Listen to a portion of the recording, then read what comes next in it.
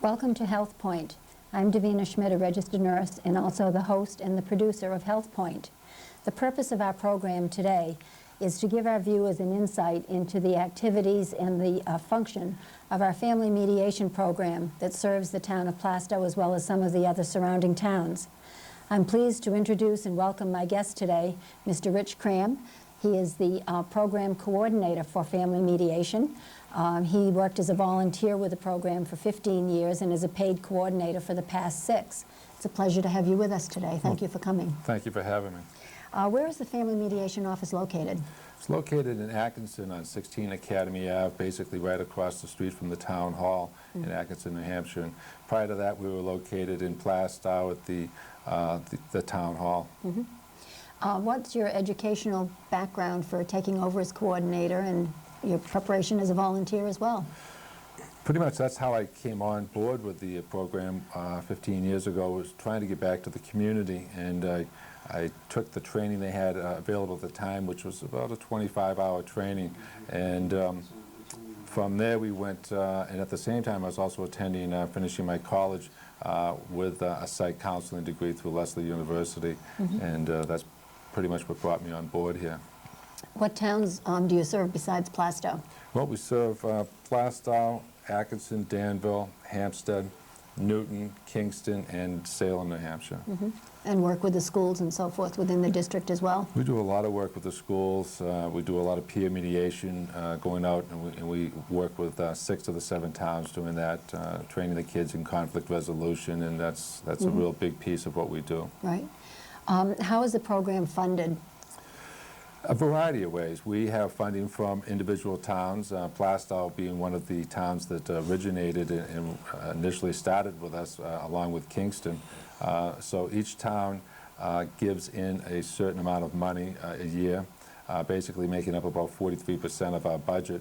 And then we're funded by different funders such as United Way, county incentive funding, foundation money, private donations, as well as fundraising on our own. Any way you can get it? Basically, we're a 501c3, so we're working every day as efficiently, as effectively as we possibly can. Is there ever a charge to the participants in the program? Some of the programs have charges. We have what we call psychoeducational classes, and anger management, and drug and alcohol awareness, shoplifting, tobacco, and they all carry a charge anywhere from $30 on the up to $100 for the drug and alcohol class, and they all have a variance of times that we from 1 day to 4 days, from 3 hours to 14 hours worth of classroom participation. So it's sort of like an enrollment fee. Yeah, it helps offset some of our expenses. Yes, absolutely. Great. Tell me about some of the other staff that you have. Most of them, I presume, are volunteers. We have a large variety of people working for us, a number of different professionals. We have nurses, we have school teachers, guidance counselors. We have a number of different professionals that are volunteering with our, as well as homemakers, volunteering for our agency in the form of community service, because we do a lot of community service for the 6 of the 7 towns, putting the kids back out into the community and working. Those volunteers are everybody from town employees to working at the Vic Gary Center in Plaistow. We have mediators. We have a staff of about 15 mediators who work with us. They facilitate doing the parent-child mediation program, which was our initial program that we had, and they're about 15, and that fluctuates. We also have facilitators who help us put on the psychoeducational classes. Now, they're not really volunteers, they're actually paid. They're not really paid what we probably could or should pay them, but we are a nonprofit, so I don't call them volunteers, but they get paid a stipend Pseudo volunteers. Yes, for helping us out. What is the training program involved that a volunteer needs to go through? That's a great question, because I'm just getting ready to put on another training in March, and I'm looking for volunteers out there who would like to get involved, sort of as myself did 15 years ago. The training has been up from 24 hours to 36 hours. We've incorporated a number of different aspects, everything from family violence to getting involved with other forms of conflict resolution, communicative skill building. It's really a great training. It's able to be utilized, I found in my life, raising my children, as well as being able to work with others, peers in my workplace. So it's not just to volunteer your time for family mediation. You'll find this training will be usable in a number of different other areas in your life. That's very interesting because there's really no training ground for being parents. No, I haven't met anybody who wrote the book yet, so. Exactly. Yeah. The types of programs that you offer, I know you do drug and alcohol abuse, and can you enlighten us on a few of the others? I would love to. The drug and alcohol is, again, about a 13-hour program, meets on 4 nights. We have an intake and an exit part of that process. It covers everything from peer pressure, self-esteem, looking at your friend base, looks at what are the triggers, what are the reasons why we use or self-medicate ourselves in this society. We talk about positive steps for dealing with those triggers, as well as the consequences. And we obviously talk about the drugs and alcohol, how it affects our bodies, our minds, and how the consequences can eventually affect ourselves, as well as our extended family, as well as the community. The anger management class has a lot of similarities because we talk about the peer pressure and the friends and self-esteem and our triggers. Why do we get upset? Again, how do we counter those triggers? Putting positive steps in place. That could be changing our friend base, could be getting involved with extracurricular activities, sports, music, things of that nature. And what are the consequences? Not only the consequences legally, but what are the consequences to yourself? A lot of times a lot of these kids take on the consequence of feeling bad because they've done something, and they find forms of depression that they try to work through. So consequences come in a number of different forms. We try to identify those for the kids. But in the shoplifting class, again, we talk about store security. We talk about the profit and loss. We talk about how it affects your community. We really try to put a face behind the stealing. And it's not just stealing from stores, it's stealing from your friends or your relatives or from your schoolmates. We get quite a variety of different people coming in for that. The classes, really, we facilitate the classes. I wouldn't say we're teachers. Facilitation, the class runs itself. The kids in the class are able to have their input. Their input is sometimes more valuable than our curriculum that we use.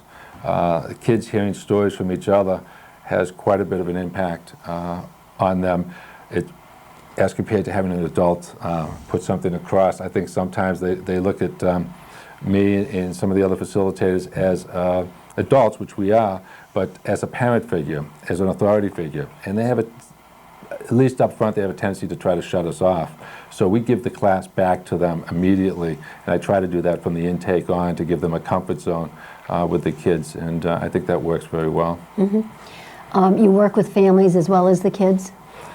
We do work with families.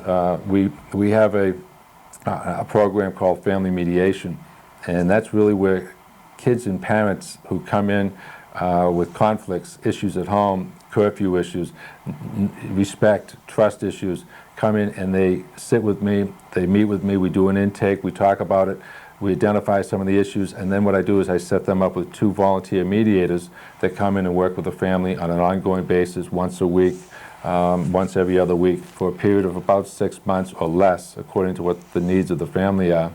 And we talk about what they want to talk about, not what the mediator wants to talk about. The mediator doesn't bring their opinions, their values, their judgments into the room at all.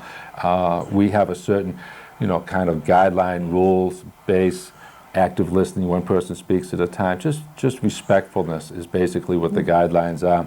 We talk about confidentiality and so forth in there also.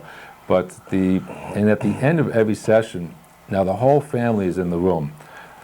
Everyone in that room has an equal voice, which is empowering for the kids to be involved with. It's the concept of the end of the mediation is to come up with an agreement that everybody can live with. And it has to be an agreement that is equally weighed, something that's going to work for the kids and it's going to work for the adults. So if you want me to have my room clean, Mom, by 6 o'clock on Thursday, then I want to stay out late on curfew on Thursday night. If we can come to that arrangement, then I'll buy into your, cleaning the room. And that's a very simplistic. It's a give and take. Right. It's a win-win. Is the cliche that we use quite a bit, but it works because what you'll find is you will not have to continually tell me to clean my room every day when I get home from school, which really kind of drives me crazy when you do that. Exactly. And this way, on Thursday night when you come home, the room will be clean, and so you've trusted me to do that. You've respected me, I've respected you. There's a trust and respect. And sometimes it's a small contract or an agreement that we come up with, but those small contracts build into larger contracts. Then after a while, we don't need a contract. We're good. And some of those things that bothered us as child and parent, those walls are no longer there. We're still going to have some little bricks to have to deal with in the wall, but we won't be dealing with the wall anymore as much. So that's a huge... I know there are advantages of having everyone come to the family mediation office, but I'm curious if you ever go into the home setting.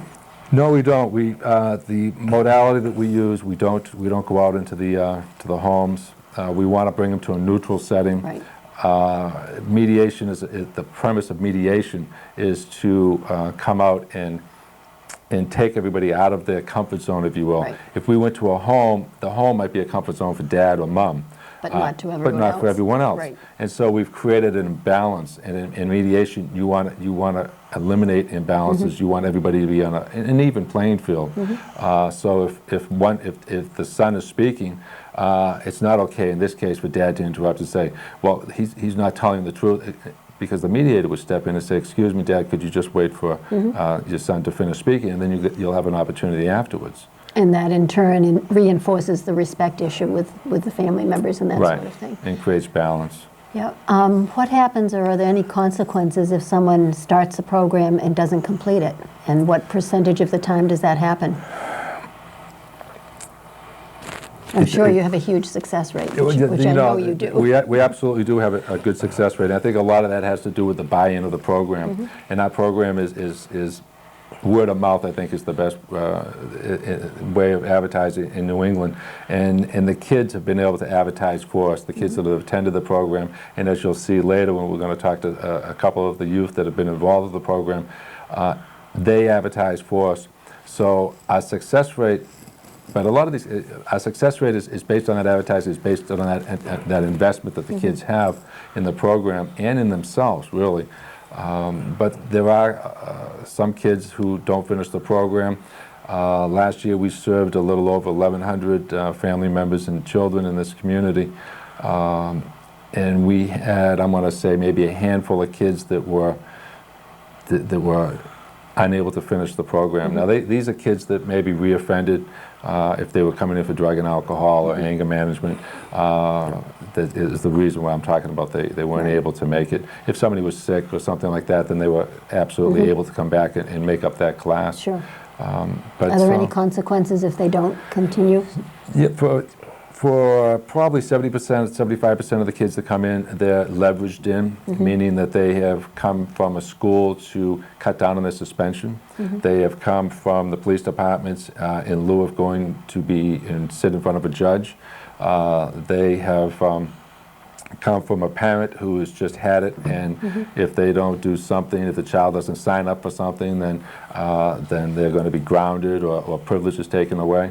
So the consequences if they don't finish with us typically vary, but they may end up going back into the system typically. So if they were being charged in a criminal setting, then they would go back into court, be heard by a judge.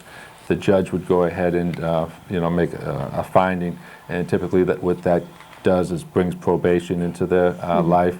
Probation officers, house arrest, have to be home by a certain curfew, and it's not 10 o'clock, it's usually 3:30 or so right after school. And with the schools themselves, what they do, if this was in lieu of suspension, then they would just bring forward that suspension. And usually they would add a little something to the end of that. But we really don't, you know, everyone I think comes when they ask for help, they don't ask, they ask reluctantly. They're somewhat fearful of what help looks like. Right. Once the kids come in, they have a tendency to be very comfortable, as well as the family members. They have a tendency to be comfortable with the process after they've gained some knowledge of it. You mentioned a couple of the ways that one may enter the program, and that was going to be my next query of you, of how we, you know, how you get referrals. You mentioned the schools, you mentioned the police department. Yep, and we have schools. Maybe you can tell us about that mechanism. Yeah, the police departments, sometimes we'll get them right from the courts, and that means the kids have gone to court, the judge has heard the case, they've gone to working out sort of a plea bargain. We're going to, you know, we'll drop this case if in fact you complete this course structure or attend family mediation or something along those lines. If it comes from a courtroom, I mean from a police department themselves, it might be the police officer on the street just basically approaching the family and saying, I've been to this house twice in the last 2 weeks. I do not want to come back. Here's a card. Why don't you give this individual a call in this agency? Those kinds of things. On all of our as well as self-referrals. We're getting more self-referrals now, and it's because of programming like this, I think, that assist us in that, because people just think you have to be referred by the police, and, oh, I don't want my children in there with people that have been involved with court. This is usually for first-time offenders at best, so we're not dealing with hardened criminals. We're dealing with kids who've made mistakes. Families who need to find answers for better communication.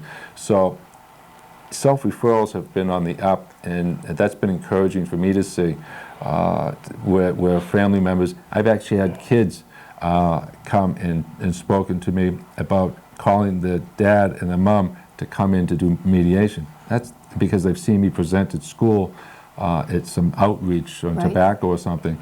That's really encouraging to me. Yeah, absolutely. It gives them an outlook and, you know, a way of talking about their own issues in a comfortable setting. It does, and it shows that they're mature. It shows that a real adult attitude towards it, and it's an enlightening process. Of course, the parents are a little confused by the whole who are you and why are you calling me? Yeah, that was my question. How do the parents receive it? My son wants me to come and meet you, sir. Right. Well, as I think most of us are, if somebody calls us to the table and says, you know, we have a defensive mechanism, you know, and I think that plays out with any of the participants. But again, once the parents come in, once I've had an opportunity to talk to them on the phone, have them come in and speak with me on a you know, with the rest of the family, there's a buy-in factor there, and that really works. Now, those are on the self-referrals. I just want to finish. If the kids do not complete the program, or even if they do complete the program, we send out a letter of referral to the referring agency. If that were the police, the schools, the courts, I would send that letter out, as well as give that same letter to the families and to the children.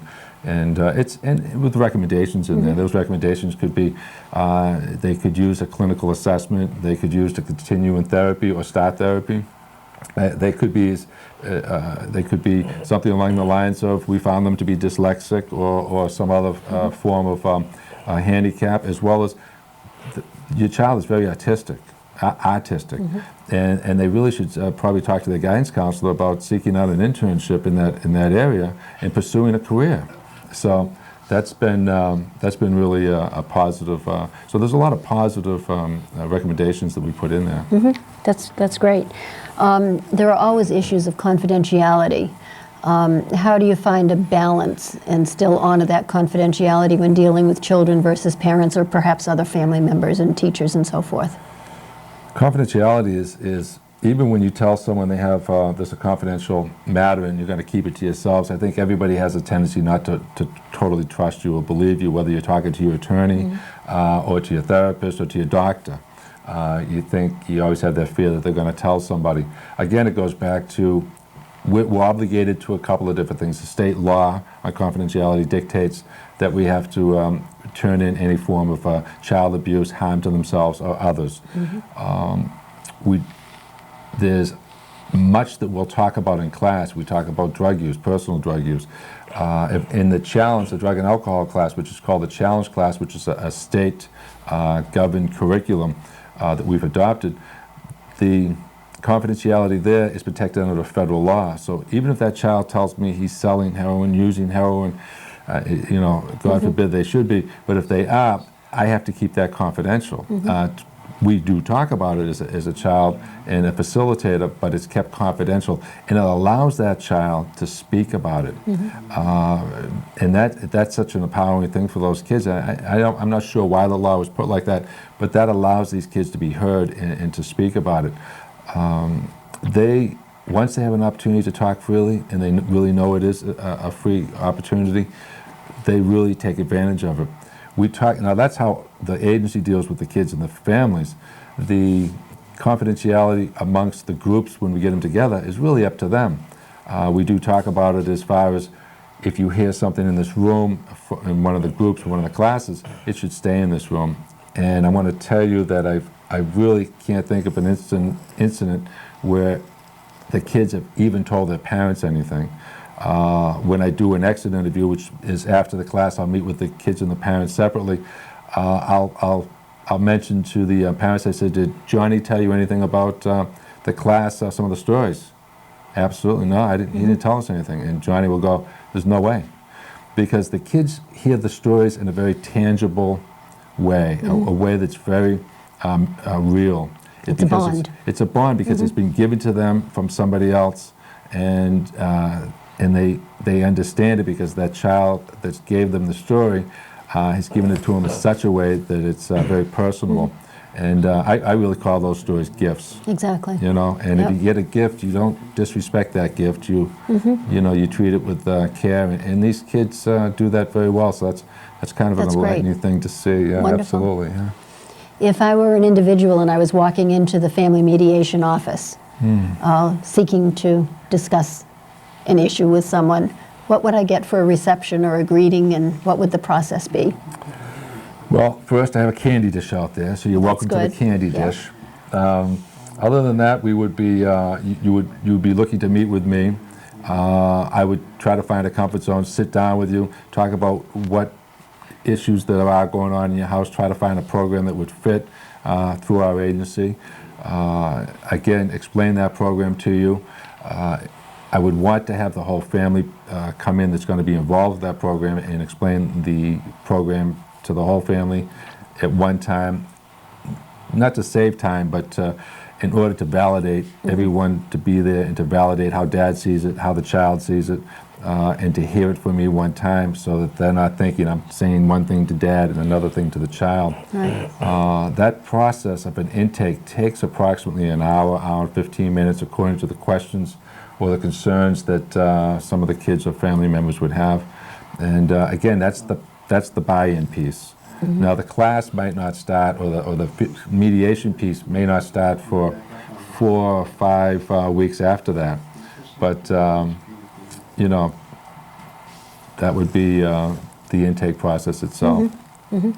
That's I think that sort of establishes the comfort zone for everyone, the initial intake, and they're sizing you up and they're sizing the options up of what they have, and just go from there and see if it's for them. Absolutely. I mean, you have parents calling me the next day saying, and I'm going to use the word Johnny, you know, we'll just use that name. But Johnny was really impressed yesterday, and he hasn't been that comfortable in a long time talking to anybody.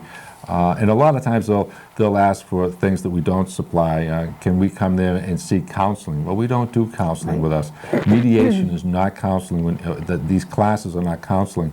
We talk about effective ways of changing your habits, your ways, in positive manners, but we don't tell you how to do it. And you know, we're not counselors, we're not clinicians, so we could not work with people in that format.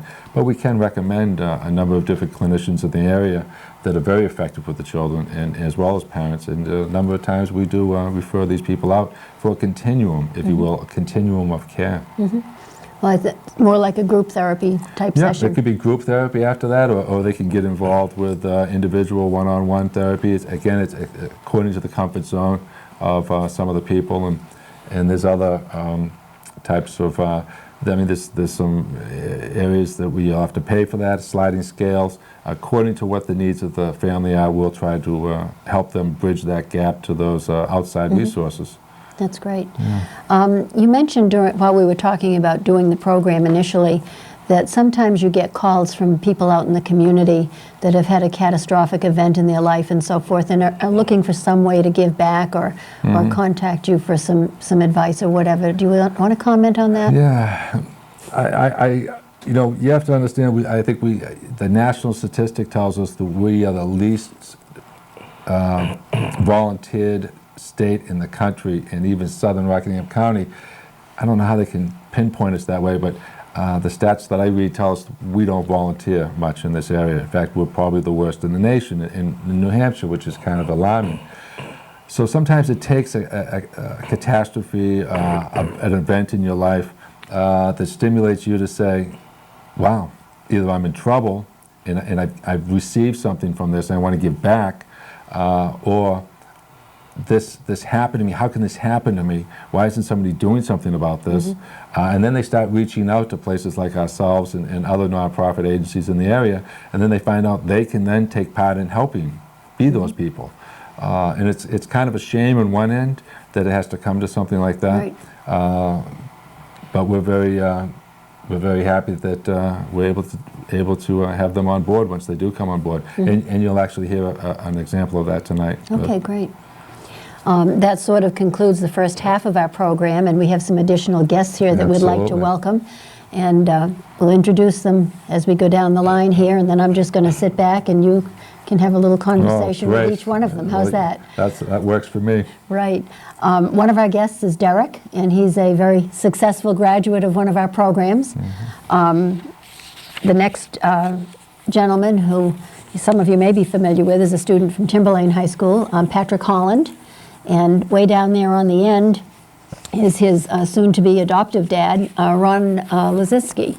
And I'm going to turn the program sort of over to you until we get to the end, and you can have a chat with them about their experiences with family mediation and what they have to say about it. Oh, great. Well, thank you very much. Well, Derek, I'm going to start with you because you're right close by. And Derek's, I really appreciate you taking the time out of your day to come down here and to allow us to share some insight into your life, and that's it's a pretty private thing to do that, and it takes, I think, some courage to step out to do that. So I really do thank you for doing that. And we've known each other, I'm going to say, about 3 years, maybe a little bit more, and it goes back to Derek was involved with taking a class with us, one of our anger management classes, otherwise known as TLC, which is a Teens Learn Control. And he's since, over the last year, come on as a guest speaker, giving back to those same classes, guest speaking, telling your story, and I'd like to address that a little later too.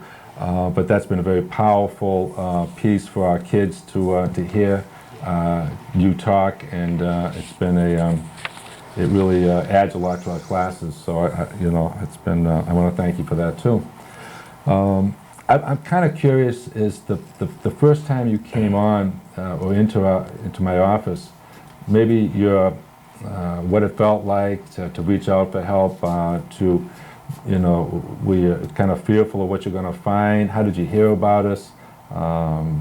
Something along those lines, I mean. Well, it happened after a long string of events with my family that were just very negative impacting.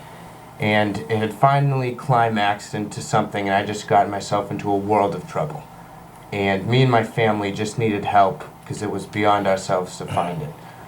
So I had met you one time before, I believe, and I had heard of the program, and I decided that was just going to be the best thing for me and my family as well, because I knew that there was a parent side of the class for them to get involved with. So I remember coming in and meeting with you, and at first I was kind of embarrassed almost, because nobody wants to recognize certain problems that they have. But eventually, you made me feel, perfectly comfortable like you do with most people. Good.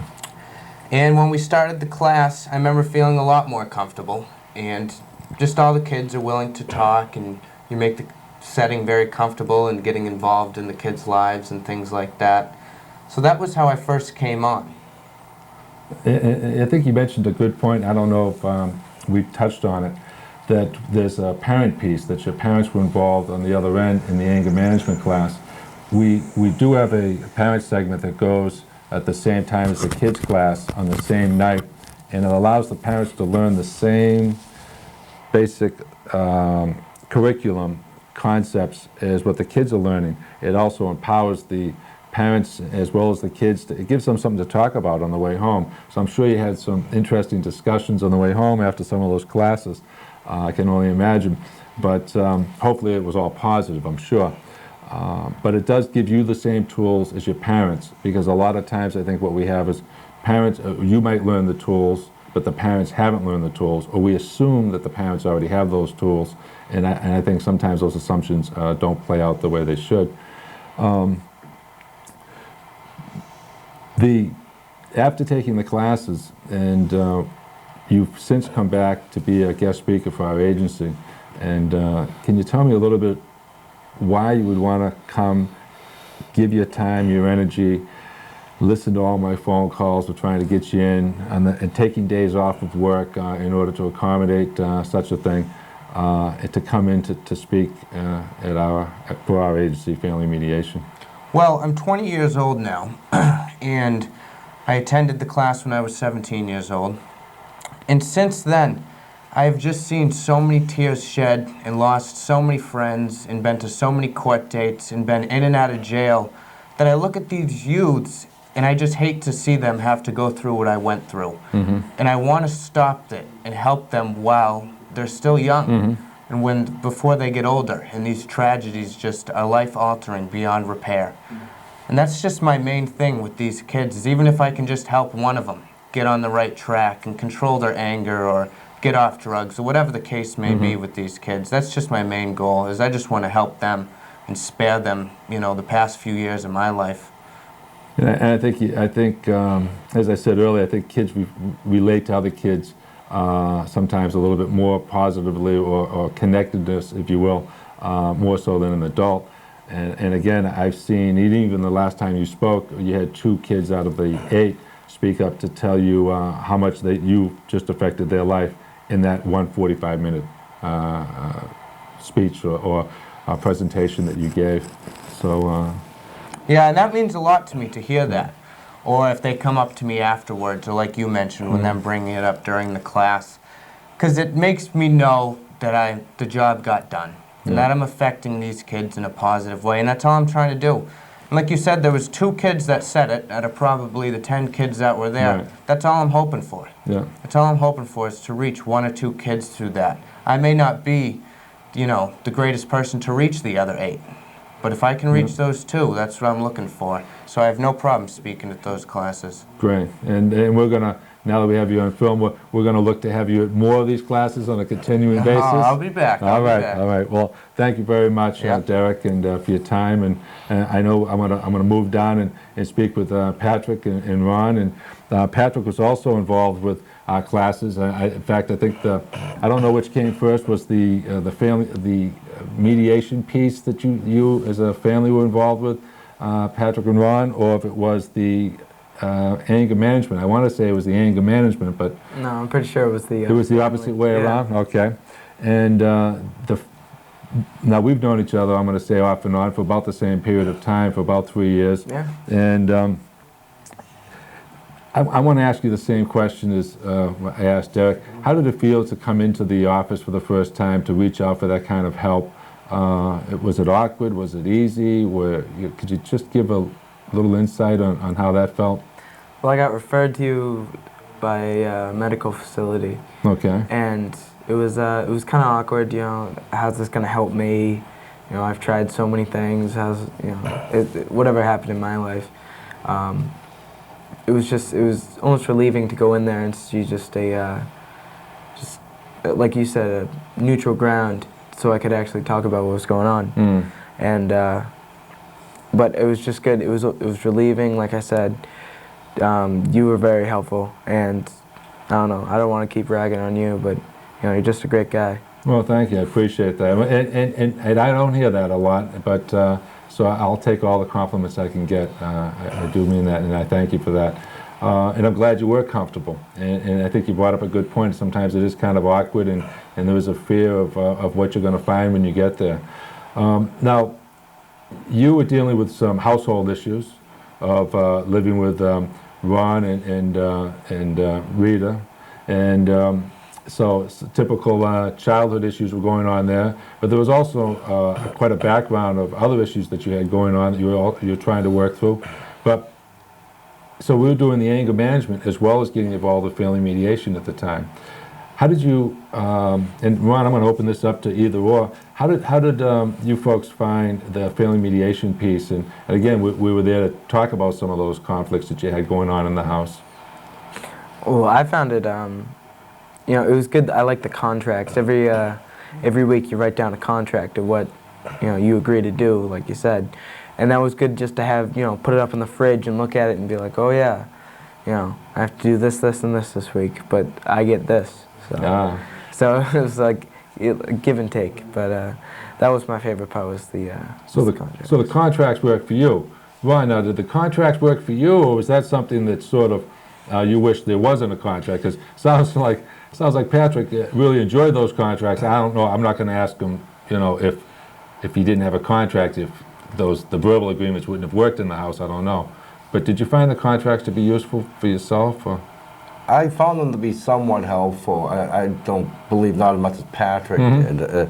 What was helpful to me was the mediation meetings themselves, that we could air out a lot of our feelings without the hostility that you could have at home, because there's no mediation involved. You know, and it was a very, very difficult process for us, you know, to succumb to the mediation, you know, to admit that, you know, there was a problem. My wife and I raised 4 children. We have 2 grandchildren, and so, you know, it was hard to think that we were failing in some way, you know, and I believe Patrick felt as though he was failing. It was just a very difficult communication that we had, and as a lot of the viewers may already know, that, you know, Patrick is the boy who, you know, divorced his father, and his mother was murdered by his father,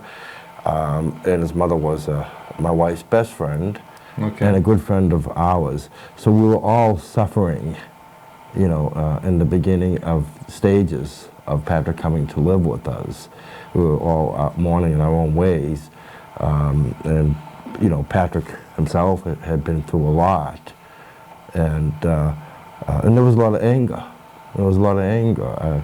You know, I hope you don't mind, Patrick, me saying that there was one particular time in the home where Patrick was very, very angry. We had, you know, a lot of words. He ended up in his room, and then later he came down and confided in us and how he felt, and said that he resented my wife and I because we didn't save his mom. So this was the, you know, the communication gap that we didn't have. Family mediation helped put that gap together. You know, I mean, since then we went to this mediation for several weeks, and since we have finished, you know, we've been getting along good. I mean, we have our problems like any other family does now, you know, but it isn't as severe as it was at one particular time before going to the mediation. And I think that's interesting. You had so many other things going on in your life that you were trying to deal with all of those, as well as having regular, everyday issues that we have as families.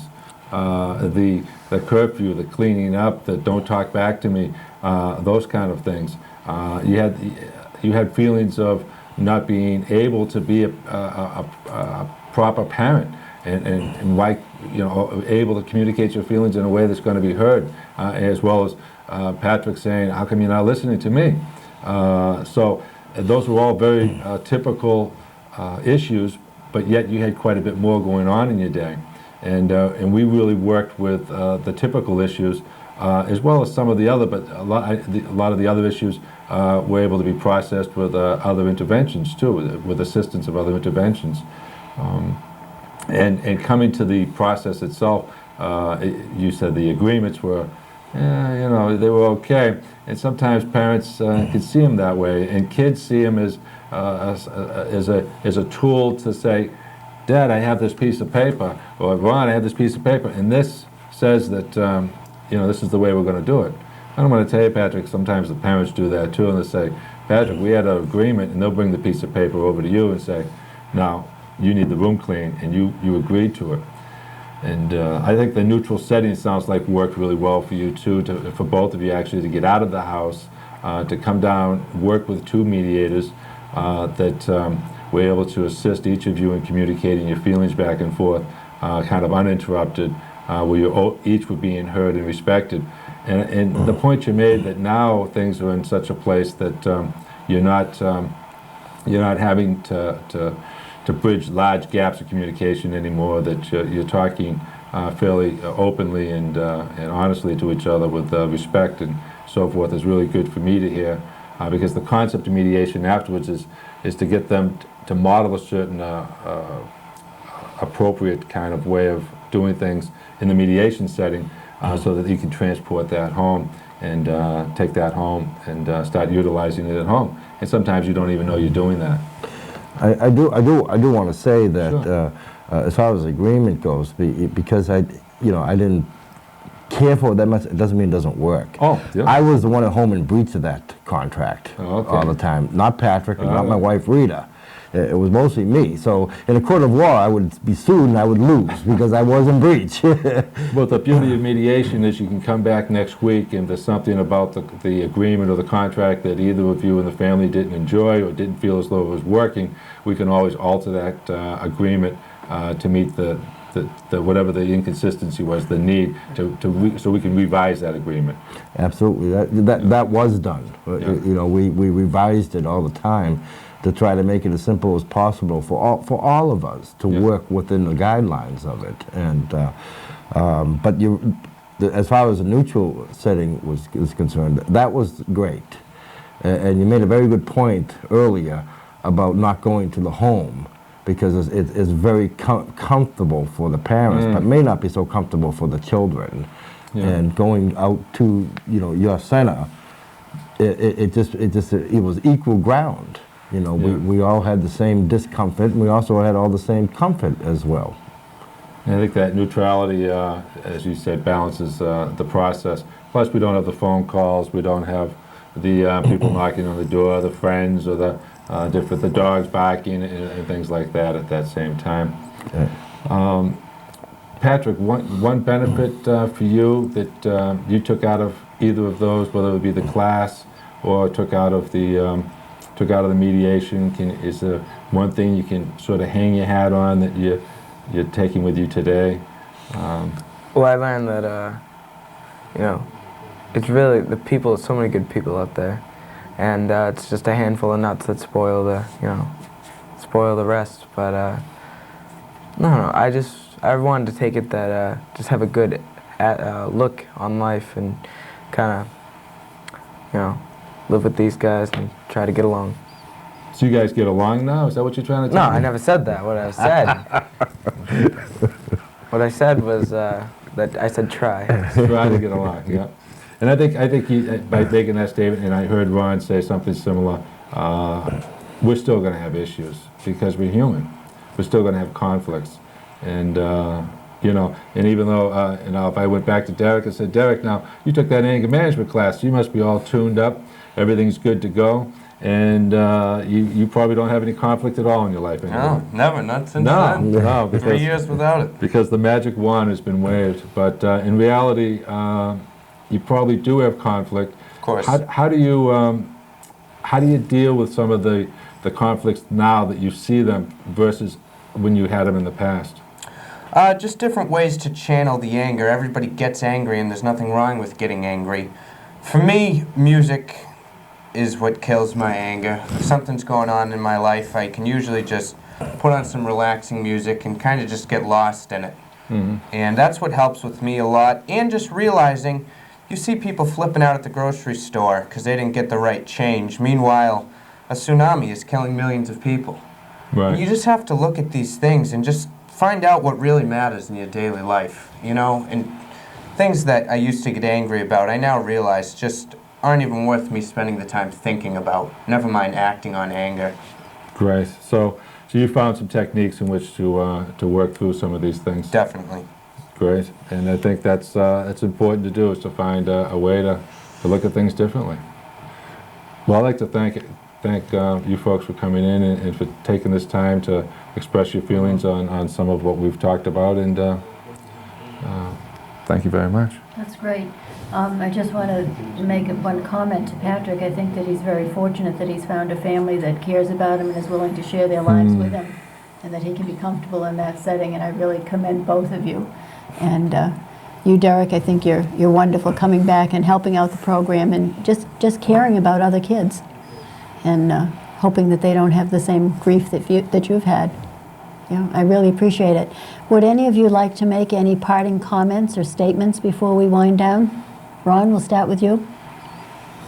No, it's just that I hope the people who are watching this program and who may be having some issues and some problems, or even a very severe crisis in their family, I hope this will give them the courage to, get up and do something by going to this mediation, contacting Rich, and maybe finding, the courage that Patrick himself has shown. Exactly. A tremendous amount of courage that helped give me the courage as well. And Put you right in your place, right? oh, absolutely, yeah. How about you, Pat? All I can say is call Rich. Call Rich, huh? If you're having any trouble, just call Rich. You'll be glad you did. Right. And we can reach Rich at 362-9957, just for our viewers who might be interested in getting either involved as a volunteer or have an issue that they would like to, bring to fruition and resolve in their lives. Derek, you have any comments for us? Not particularly. Just try to be happy and look at life as a positive thing, even all the negative things that go on around you. Just try to be the positive center in the middle of everything. Be a leader. That's right. Right. Rich? Anybody who knows me knows I always have something to say, so I'll try to make it quick. And I concur with a lot of what these folks said. Reach out for somebody, whether it's family mediation, juvenile services, whether it's an uncle, whether it's some other somebody else you trust. Find somebody that believes in you and go to them, and don't be fearful, because usually you're coming from a place where you're already afraid. So once you've reached out, you'll find that things will get a little better. We are looking for volunteers presently. We're going to have a training in March. I encourage you to give me a call. We're going to be in the newspaper. You'll see our ad out there too. But if you see this, please give us a call. We'd love to have volunteers around doing family mediation, as well as we're looking for new board of directors also. And of course, donations are always accepted. And we're the longest running program in the state right now. And we have 1 full-time and 2 part-time administrative people, Leslie and Patty, who work in the office, and we're very efficient and effective with your money. So to be knowledgeable of that, That's great. Really Are your training programs in the evening, or are they either evening or daytime? We try to accommodate. That's probably our biggest obstacle, is accommodating everyone's schedules. And we are going to work with other agencies in the area. So we're going to do a collaboration with Derry and Londonderry, and in the Greenland program. So if you're in those areas, then we would still encourage you to give me a call, and I can connect the dots for you there.